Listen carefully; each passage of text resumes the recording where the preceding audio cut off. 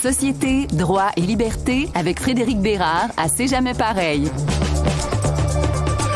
On ira faire un tour au Canada, en Israël et à Los Angeles avec lui ce matin. Frédéric Bérard est avocat, docteur en droit et chroniqueur. Mes salutations, Frédéric Bérard. Je veux revenir sur la rencontre entre Mark Carney et les premiers ministres des provinces la semaine dernière. Le communiqué final de la rencontre mentionnait qu'on évoquait la nécessité pour le pays de permettre le transport, je vais ouvrir les guillemets, de pétrole canadien décarboné par oléoduc, bien sûr vers l'ouest, mais aussi possiblement vers l'est. Là, il y a différentes options. Le Québec n'était pas très, très chaud. La porte n'était pas totalement fermée. Alors là, ça a soulevé des questions. Imaginons qu'on va de l'avant et qu'on veut donc développer un pipeline ou vraiment amener le pétrole de l'Alberta vers l'Est. Est-ce que le gouvernement canadien pourrait imposer cette décision au Québec? Oui, en fait, la réponse est relativement simple. Hein. C'est déjà prévu à l'article 92-10C de la loi constitutionnelle de 1867. Le fédéral a une compétence exclusive en matière de transport interprovincial, donc pourrait imposer un pipeline du genre, donc qui va au-delà des frontières d'une seule province. C'est écrit pratiquement noir sur blanc. Donc, il a le droit de le faire. Est-ce qu'il va le faire maintenant? Est-ce que le jeu en vaut la chandelle? Est-ce que ça pourrait avoir des conséquences au-delà donc de la Constitution?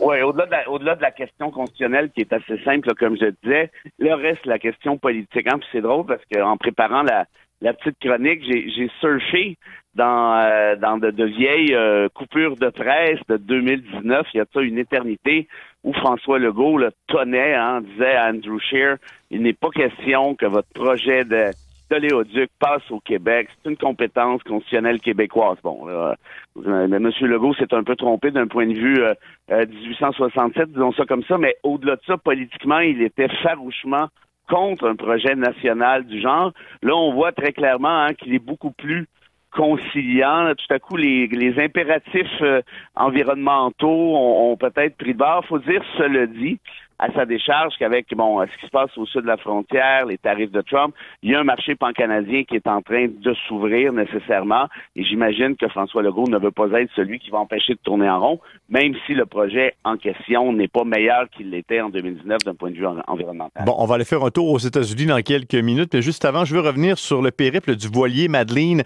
ce navire humanitaire qui est en route vers Gaza, qui a été intercepté par l'armée israélienne mardi. 12 militants étaient à bord, dont l'activiste suédoise Greta Thunberg, ce qui a apporté, disons, une couverture médiatique plus intense cette semaine. Ils voulaient contourner le blocus israélien en acheminant des denrées alimentaires par la mer. Finalement, ils ont été interceptés. Est-ce que l'armée israélienne était en droit de faire ce qu'ils ont fait? Non, premièrement, c'est épouvantable, politiquement parlant. Puis pour le reste, et puis je suis bien content qu'il y ait des ministres qui aient été sanctionnés, mais pour le reste, la réalité, c'est que la réponse, c'est non, là, encore une fois, puis elle est très simple, cette réponse-là. Il y a deux éléments du droit international qui sont en jeu ici, Frédéric. Premièrement, Israël n'a pas de souveraineté, n'a pas de compétence, si on veut, sur les eaux en question, qui sont des eaux internationales. En d'autres termes, Israël n'a aucun pouvoir d'arrêter X ou Y sur ces eaux-là. Donc déjà là, problème majeur. Deuxième problème majeur, et peut-être encore plus grave, si ça se trouve, c'est qu'un État ne peut pas empêcher l'arrivée d'aide humanitaire, particulièrement lorsqu'il est question d'un génocide qu'elle a elle-même créé essentiellement. Ici, on sait que le bateau en question contenait, par exemple, des vivres. Et pourquoi donc on veut permettre l'aide humanitaire? De toute évidence, la réponse encore ici est assez simple, c'est qu'on veut éviter d'aggraver la catastrophe parce qu'on considère que les gens qui sont coincés, par exemple à Gaza, ont le droit à la dignité, le droit à la santé, le droit à la vie. Quiconque s'informe un minimum sur la situation actuelle voit bien que ces trois droits sont violés de toute évidence. Et donc, le fait d'empêcher une aide humanitaire vient d'ajouter, si je peux dire, aux crimes de guerre et aux crimes contre l'humanité qui sont en train de se produire actuellement. Bon, oui, c'était un navire, une mission humanitaire, mais on n'est pas dupe aussi, Frédéric Bérard, on le sait. Et les militants le savaient qu'il y allait avoir, avec la présence de Greta Thunberg, une couverture médiatique plus intense. Et je crois qu'ils s'attendaient à être interceptés. Personne n'est surpris par ce dénouement, là. Non, ben c'est pas parce qu'on est c'est pas parce que personne n'est surpris que l'arrestation est nécessairement légitime, en tout cas. Mais ils le savaient qu'ils allaient être arrêtés. Là. Je crois qu'ils étaient tous préparés à ça. Là. Ah, mais absolument, absolument. Et tu sais quoi?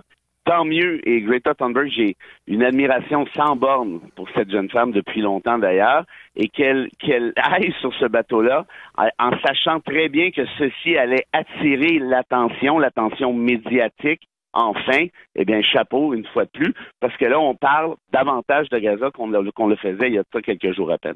Bon, on va se transporter sur la côte ouest américaine où ça brasse depuis les derniers jours. La garde nationale qui a été déployée sous ordre du président Donald Trump, un couvre-feu qui a été imposé aussi par les autorités là-bas. Quelle est ta lecture? Qu'est-ce que tu penses de la courbe narrative de ce qui se déroule à Los Angeles? Ben, ce genre d'affaires-là n'arrive pas comme ça là, en tirant. C'est pas un lapin qui sort du chapeau et que tout le monde est surpris. Il y a nécessairement eu une escalade, une préparation. Qu'est-ce qui arrive? C'est que les politiques migratoires de Donald Trump n'ont pas de sens. Ce sont des politiques qui sont inhumanistes, qui manquent d'empathie. Ce sont des arrestations, et je parle de celles qui sont menées par le ICE, qui sont illégales, arbitraires. On sait que les agents du ICE procèdent à des arrestations étant non identifiés.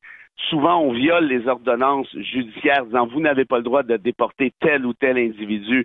À Washington, on fait semblant que les ordonnances n'ont pas eu lieu. Alors, très nécessairement, qu'à un certain moment donné, le peuple va finir par se révolter et c'est ce qui est en train d'arriver. Vous voyez, par exemple, les émeutes, en fait, pas les émeutes, mais ce qui s'est produit à San Diego quelques jours avant Los Angeles, où il y a des groupes dans des quartiers populaires qui sortaient dans la rue en criant aux agents du ICE « shame, shame », c'est-à-dire « honte, honte à vous, allez-vous-en ».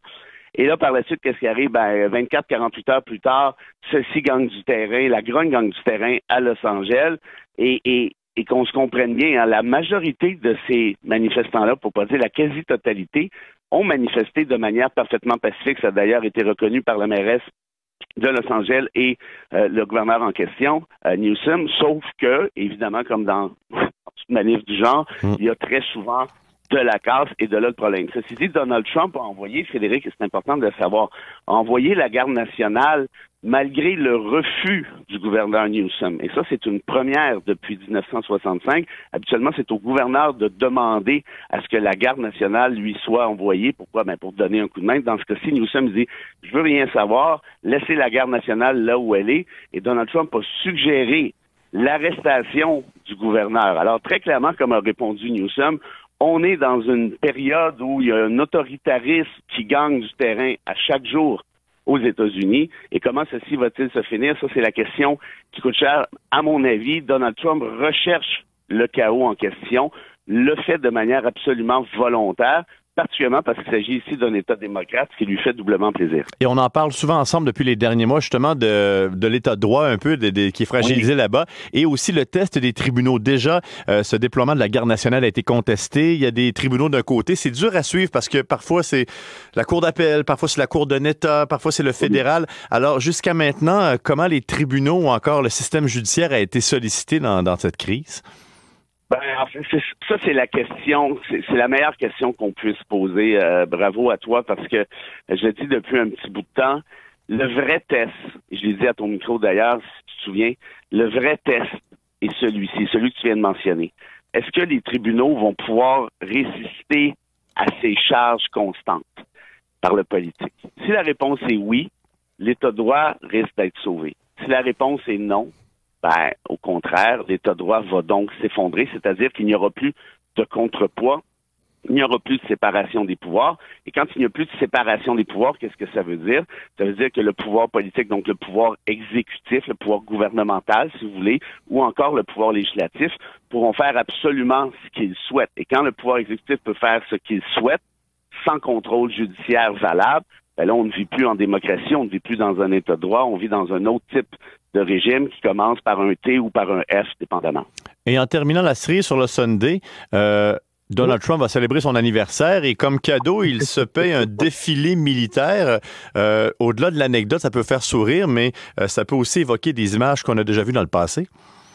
Quand je parlais de régime en F, de régime en T, regardez ce qui s'est passé dans l'histoire, tu as parfaitement raison. Qui s'excite? Quel type de dirigeant s'excite avec un défilé militaire en son honneur. Il n'y a pas beaucoup de démocrates, et pas démocrates au sens partisan aux États-Unis, mais démocrates au sens philosophique du terme. Il n'y a pas beaucoup de démocrates qui se sont déjà payés un party semblable. Ceux et celles qui vont dans ce sens-là, hein, les Hitler de ce monde, les Mussolini, on regarde ce qui se passe en Corée du Nord, habituellement, ont des accointances. Pardon? En Russie aussi, on pourrait ajouter la Russie dans tout ça. Là, ouais. Voilà, très, très bon exemple. Donc, faisons la liste, faisons la nomenclature de tous ces États qui, donc, s'excitent de défilés semblables. Et puis, ça va vous donner peut-être un petit indice supplémentaire de l'endroit où se dirigent nos chers États-Unis. Frédéric Bérard, merci beaucoup. Bonne semaine.